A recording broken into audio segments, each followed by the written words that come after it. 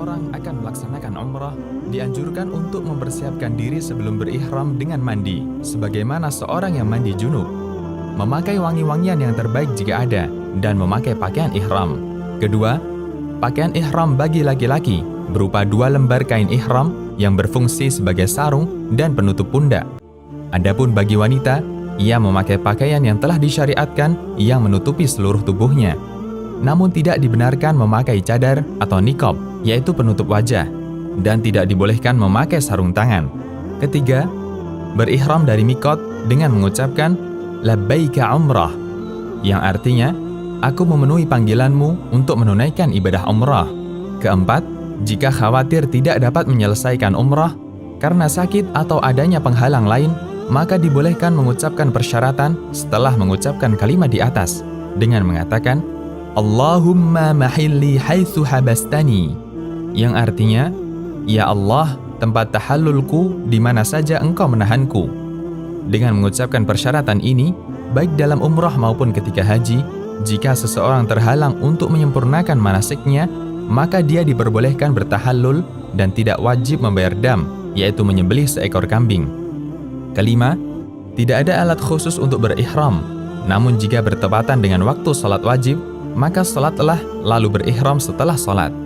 Keenam, setelah mengucapkan talbiyah umrah, yaitu pada poin ketiga, dilanjutkan dengan membaca dan memperbanyak talbiyah berikut ini sambil mengeraskan suara bagi laki-laki dan lirih bagi perempuan hingga tiba di Makkah.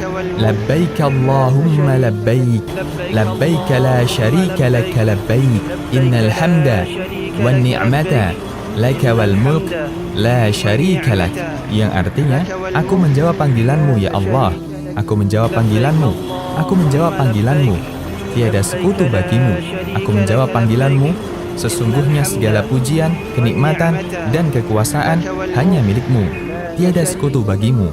Ketujuh, jika memungkinkan, seseorang dianjurkan untuk mandi sebelum masuk kota Mekah. Kedelapan, masuk Masjidil Haram dengan mendahulukan kaki kanan sambil membaca doa masuk masjid.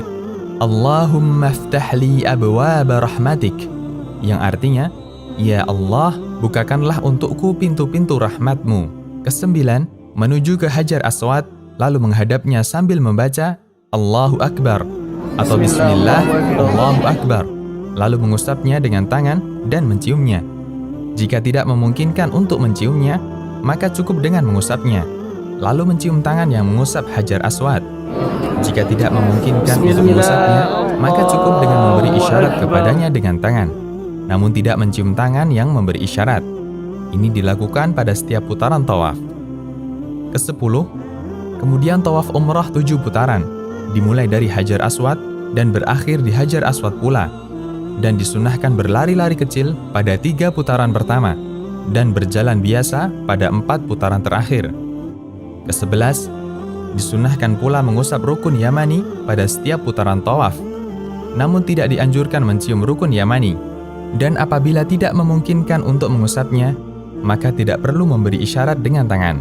Ke-12, ketika berada di antara rukun Yamani dan Hajar Aswad, disunahkan membaca Rabbana atina fid dunya hasanah wa fil akhirati hasanah wa qina adzabannar, yang artinya, ya Rabb kami, karuniakanlah pada kami kebaikan di dunia dan kebaikan di akhirat, serta selamatkanlah kami dari siksa neraka. Ke-13, tidak ada zikir atau bacaan tertentu pada waktu tawaf, selain yang disebutkan pada nomor 12. Dan seseorang yang tawaf boleh membaca Al-Quran atau doa dan zikir yang ia suka. Ke-14, setelah tawaf, menutup kedua pundaknya, lalu menuju ke makam Ibrahim sambil membaca Wattakhidhu min maqami Ibrahim musalla, yang artinya, dan jadikanlah sebagian makam Ibrahim tempat salat. Ke-15, salat sunnah tawaf 2 rakaat di belakang makam Ibrahim. Pada rakaat pertama, setelah membaca surat Al-Fatihah, membaca surat Al-Kafirun, dan pada rakaat kedua, setelah membaca Al-Fatihah, membaca surat Al-Ikhlas. Ke-16, setelah salat, disunahkan minum air zam-zam dan menyirami kepala dengannya. Ke-17, kembali ke Hajar Aswad, bertakbir, lalu mengusap dan menciumnya jika hal itu memungkinkan, atau mengusapnya atau memberi isyarat kepadanya. Ke-18, kemudian menuju ke Bukit Shafa untuk melaksanakan sa'i umrah, dan jika telah mendekati Shafa, membaca Inna Shafa wal Marwata min sya'airillah. Sesungguhnya Shafa dan Marwah adalah sebagian dari syiar Allah. Lalu mengucapkan Nabda'u bima bada'allahu bih. Ke-19, menaiki Bukit Shafa lalu menghadap ke arah Ka'bah hingga melihatnya jika hal itu memungkinkan, kemudian membaca Allahu Akbar, Allahu Akbar, Allahu Akbar, La ilaha illallah wahdahu la syarika lah, lahul mulku wa lahul hamdu yuhyi wa yumit wa huwa ala kulli syai'in qadir, La ilaha illallah wahdah anjaza wa'dah wa nasara 'abdah wa hazamal ahzaba wahdah. Ke-20, bacaan ini diulang 3 kali dan berdoa di antara pengulangan-pengulangan itu dengan doa apa saja yang dikehendaki. Ke-21, lalu turun dari Shafa dan berjalan menuju ke Marwah. Ke-22, disunahkan berlari-lari kecil dengan cepat dan sungguh-sungguh di antara 2 tanda lampu hijau yang berada di Mas'a atau tempat sa'i bagi laki-laki, lalu berjalan biasa menuju Marwah dan menaikinya. Ke-23, setibanya di Marwah, kerjakanlah apa-apa yang dikerjakan di Shafa, yaitu menghadap kiblat, bertakbir, membaca zikir pada nomor 19, dan berdoa dengan doa apa saja yang dikehendaki. Perjalanan dari Shafa ke Marwah dihitung 1 putaran.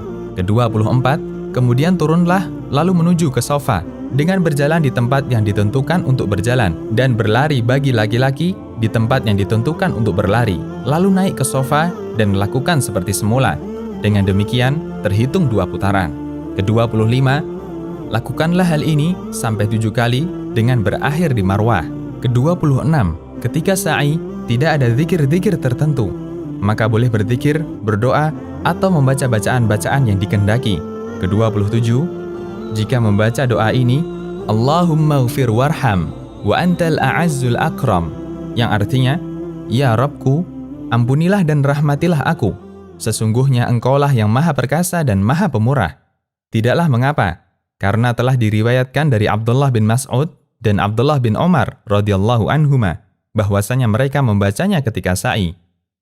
Ke-28, setelah sa'i maka bertahallul dengan memendekkan seluruh rambut kepala atau mencukur gundul, dan yang mencukur gundul itulah yang lebih afdal.